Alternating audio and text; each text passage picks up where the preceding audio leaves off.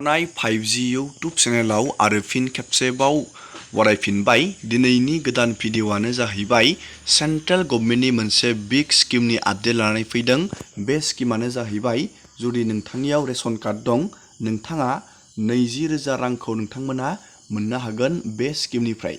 बे स्किमा मा आरो बे स्किमाव नोंथाङा बोरै एप्लाइ खालामनो आरो बेनि एप्लिकेशन प्रसेसा बोरै जागोन आरो बेयाव नोंथाङा एप्लाइ खालामनो मा डकुमेन्ट्स नांगोन, जोङो बेनि डिटेल प्रसेसखौ नैबे भिडिअनि गेजेरजों ए टु जेड डिटेल प्रसेसआव नायगोन।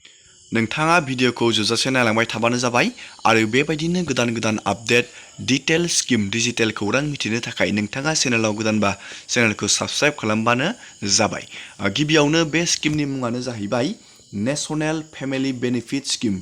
बेयो सेन्ट्रेल गभर्नमेन्टनि scheme, national family benefit scheme. बे स्किमनि बेनिफिटआनो जाहैबाय नैबेयाव डिटेल्सखौ नोंथाङा जुदि फरायनो गोसोब्लाथाय नैबे माइ स्किमनि नैबे पर्टेलनि लिंकखौ आङो भिडिअनि डिसक्रिपसनाव होनानै दोनदों। नोंथाङा बे लिंकआव थुबाथाय डाइरेक्टयै नोंथाङा पेजाव थांनानै नोंथाङा नायनो हागोन। बे स्किमाव सोरबायदि मानसिया एप्लाइ खालामनो हागोन होनब्ला नैबेयाव बैसोआबो होनाय दंखायो 18निफ्राय नोंथाङा नैबेयाव 18निफ्राय नोंथाङा 60 बोसोरहालागै बे स्किमाव एप्लाइ खालामनो हागोन। बे स्किमाव नोंथाङा बोरै बेनिफिट मोनगोन आरो सोरबायदि मानसिया बेयाव एप्लाइ खालामनो हागोन आरो मानि थाखाय नोंथाङा बेयाव एप्लाइ खालामनांगौ, नैबे स्किमानो जाहैबाय नोंथांनि न'खराव सासे गार्जेन थायो, रां खामायग्रा बा फैसा आरजिग्रा। हथादै माबा मोनसे जाहोननि थाखाय बे रां खामायग्रा नोंथांनि गार्जेना माबा मोनसे जाहोननि थाखाय जुदि डेथ जायो, अब्ला नोंथांनि न'खरा प्रब्लेमाव गोलैयो।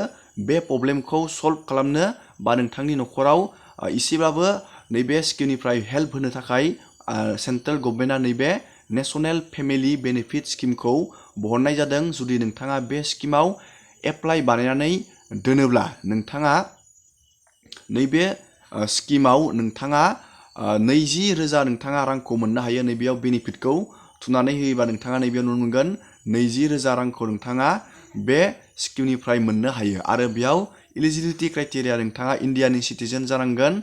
नैबेयाव थुनानै होबा नोंथाङा नुनो मोनगोन आरो नोंथाङा BPL कार्ड थानाय जानांगोन आरो बैसोखौ नोंथाङा नैबेयाव नायनानै लाबानो जाबाय। नैबेयाव डकुमेन्टखौ मा नांगोन होनब्ला नोंथाङा नैबेयाव क्लिक खालामनानै नायबानो जाबाय।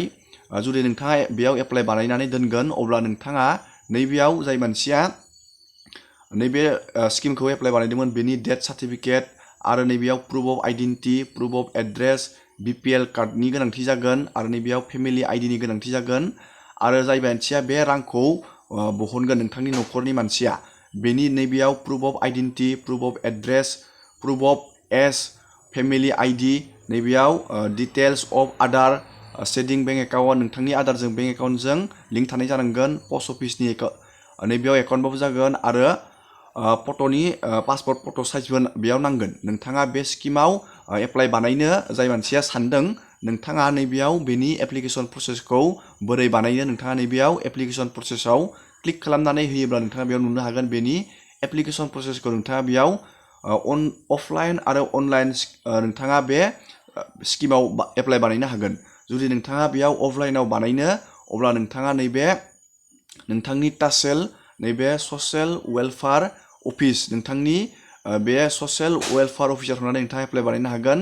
फ्रि अफ कस्ट, फैसा होनाङा जासे बे स्किमाव एप्लाइ बानायनो हागोन। आरो जुदि नोंथाङा अनलाइन जुदि नोंथाङा एप्लाइ बानायनो सानदों, नोंथाङा नैबे उमंग होननाय मोनसे नैबे एपआव थांनानै नोंथाङा एप नङाबा पर्टेलाव थांनानै नोंथाङा नैबेयाव एप्लाइ खालामनो हागोन अनलाइन। जुदि नोंथाङा बे स्किमाव एप्लाइ बानायनो सानदों, आंनो कमेन्ट बक्सआव कमेन्ट बानायबानो जाबाय। आङो बेनि बोरै नोंथाङा बे स्किमाव एप्लाइ बानायनो आङो बेनि फुल भिडिअखौ लानानै फैगोन। मस्ट इम्परटेन्ट स्किम नोंथांनि फेमिलिनि थाखाय बे स्किमा नेशनेल फेमिलि बेनिफिट स्किम। नोंथाङा बे स्किमाव जाय बिथांमोना रेशन कार्ड दं, नोंथांमोना बे स्किमाव एप्लाइ खालामनानै 20,000 रां नोंथांमोना नोंथांनि बेंक एकाउन्टआव डाइरेक्टयै नोंथाङा रांखौ लानो हागोन। दिनैनि भिडिअखौ आङो बेखिनियावनो फोजोबबाय। नोंथांमोननो आं मोनसे फिसा इनफरमेसन होनो नाजाबाय जाहाथे नोंथांमोना बे स्किमाव एप्लाइ बानायनानै बे स्किमनिफ्राय बेनिफिट लानो हायो। नोंथाङा बे स्किमखौ इन्टारेस्टेड बा बानायबानो जाबाय।